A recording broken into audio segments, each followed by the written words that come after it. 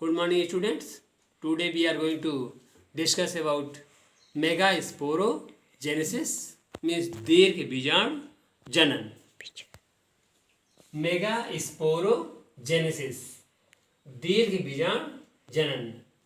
Genesis means formation, means दीर्घ बीजाणु के बनने की क्रिया को दीर्घ बीजाणु जनन कहते हैं.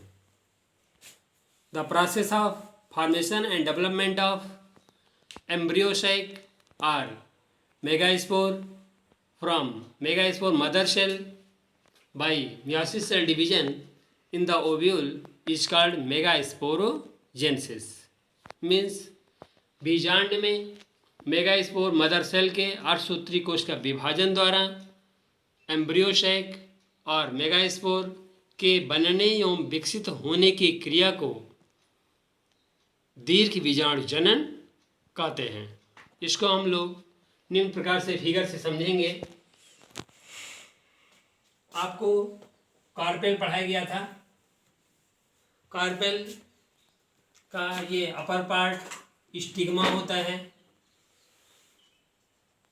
ये ट्यूब लाइक स्ट्रक्चर स्टाइल होती है और ये पार्ट ओवरी होता है. ओवरी के अंदर ये ओव्यूल या बीजांड होता है. ओव्यूल के अंदर मेगास्पोरोजेनेसिस की क्रिया होती है. ओव्यूल इस तरह से parenchyma, immature ovules parenchyma tissues से भरा होता है. इसको इस प्रकार एक्सपेंड फिगर दिखाया गया आपको. ये पैरेन्काइमा टिश्यूज होते हैं, इससे पूरा भरा होता है. इसे कहते हैं न्यूसेलस.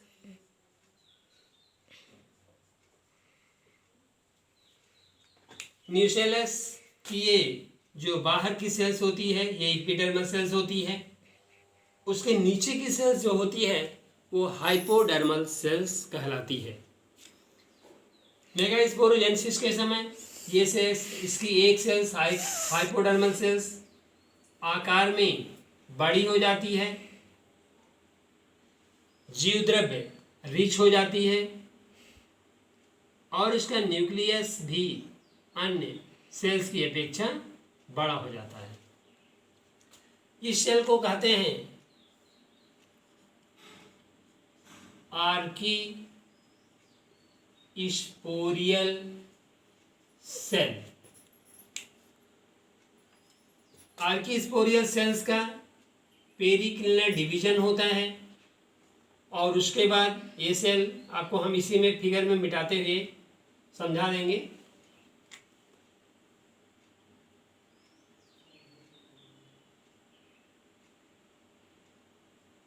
फिर आर्कीस्पोरियल सेल्स में पेरिक्लिनल डिवीजन होता है जिससे ये दो सेल में डिवाइड हो जाती है इस तरह से. अब इसकी बाहर की सेल्स को कहते हैं प्राइमरी पेराइटल सेल और अंदर की सेल को कहते हैं प्राइमरी स्पोरोजिनस सेल. आपको बताया हमने कि जो आर्कीस्पोरियल सेल्स थी इसमें पेरिक्लिनल डिवीजन होता है और उससे कोशिका दो पार्ट में डिवाइड हो जाती है. बाहर की कोशिका को तो प्राइमरी पेराइटल सेल्स और अंदर की कोशिका को तो प्राइमरी स्पोरोजिनस सेल्स. अब प्राइमरी पेराइटल सेल्स में एक या दो बार विभाजन होता है, उसके बाद विभाजन बंद हो जाता है. इसके बाद प्राइमरी स्पोरोजिनस सेल्स बिना डिवीजन के ही मेगास्पोर मदर सेल के समान व्यवहार करने लगती है. इसमें अर्धसूत्री या मियोसिस सेल डिवीजन होता है जिसके फलस्वरूप ये सेल्स चार सेल्स में डिवाइड हो जाती है इस तरह से. और ये सेल मेगास्पोर मदर सेल के मियासिस डिवीजन द्वारा बनता है, जिससे ये हैप्लॉइड और एन होता है। ये सेल हैप्लॉइड और एन होती है। इसमें से 3 सेल ये धीरे धीरे करके डीजनरेट हो जाते हैं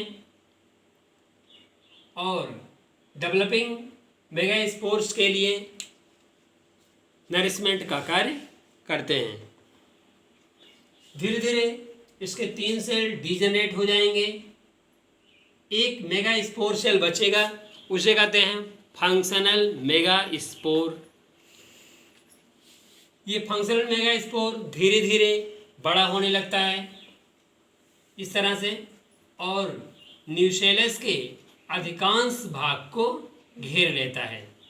धीरे धीरे बड़ा होकर के ये न्यूसेलस के अधिकांश भाग को घेर लेता है और एक सैक लाइक स्ट्रक्चर बनाता है, जिसे कहते हैं एम्ब्रियो सैक। इसका जो न्यूक्लियस होता है, ये न्यूक्लियस डिवीजन, अब मियासिस सेल डिवीजन करता है, जिससे 2 न्यूक्लियस बन जाते हैं। ये न्यूक्लियस, दोनों न्यूक्लियस एक चिलाजा की ओर और एक माइक्रोपाइल की ओर खिसक जाते हैं, जिससे दोनों पोल पर एक एक न्यूक्लियस पहुंच जाते हैं। कुछ देर बाद ये न्यूक्लियस फिर डिवाइड करता है और 2 न्यूक्लियस बन जाते हैं। इस प्रकार दोनों पोल पर 2 न्यूक्लियस हो जाते हैं। थोड़ी देर बाद फिर ये डिवीजन करता है और इस तरह से दोनों पोल पे 4 न्यूक्लियस बन जाते हैं। इस प्रकार 8 न्यूक्लिएट स्टेज बन जाती है। इसके बाद दोनों पोल से एक एक, हम थोड़ा सा दूसरे एक फिगर बना देते हैं, इस यहाँ पे समझने का प्रयास करेंगे आप। दोनों पोल से एक एक न्यूक्लियस इधर की तरफ आते हैं, सेंटर की तरफ आते हैं। अब यहाँ 3 बचेगा और यहाँ पर 3 बचेगा। इस न्यूक्लियस को पोलर न्यूक्लियाई कहते हैं। पोलर न्यूक्लियाई जुड़ जाता है बीच में आकर के।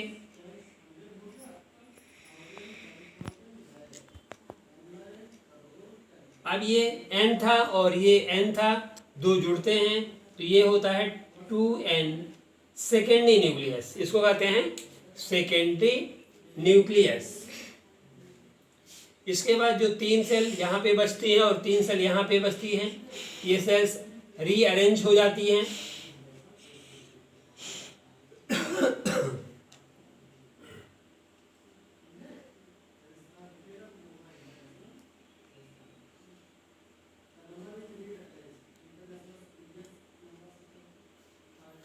इन सेल्स को कहते हैं एंटीपोडल सेल्स। ये जो 3 सेल्स होती हैं इसे कहते हैं एंटीपोडल सेल।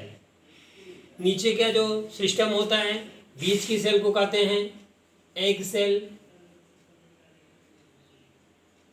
दोनों बगल की सेल्स को कहते हैं सिनर्जिड्स। इस पूरे सिस्टम को कहते हैं एग अपरेटस। इस तरह से एम्ब्रियो सैक का फॉर्मेशन हो जाता है। इसके डेवलप्ड कार्पेल को इस तरह आप देखेंगे, ये स्टिग्मा है, स्टाइल है और ओवरी है। ओवरी के अंदर एक डेवलप्ड ओव्यूल आपको दिखाया गया था, जो कि आपको स्ट्रक्चर प्रीवियस लेक्चर पर पढ़ाया गया था। यहाँ पे ये होगा, आपको लिखा गया एंटीपोडल सेल्स, ये है एंटीपोडल सेल्स, ये है एग अपरेटस और ये है सेकेंडरी न्यूक्लियस।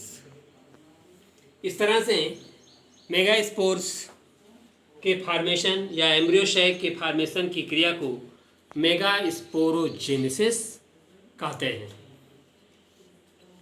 अब आप मेगास्पोरोजेनेसिस को प्रिपेयर करेंगे। इसके फिगर को भी बुक से सहायता से प्रिपेयर करेंगे। होमवर्क नोट करिए बच्चों। मेगा स्पोरोजेनेसिस किसे कहते हैं? इसकी प्रक्रिया का सचित्र वर्णन कीजिए।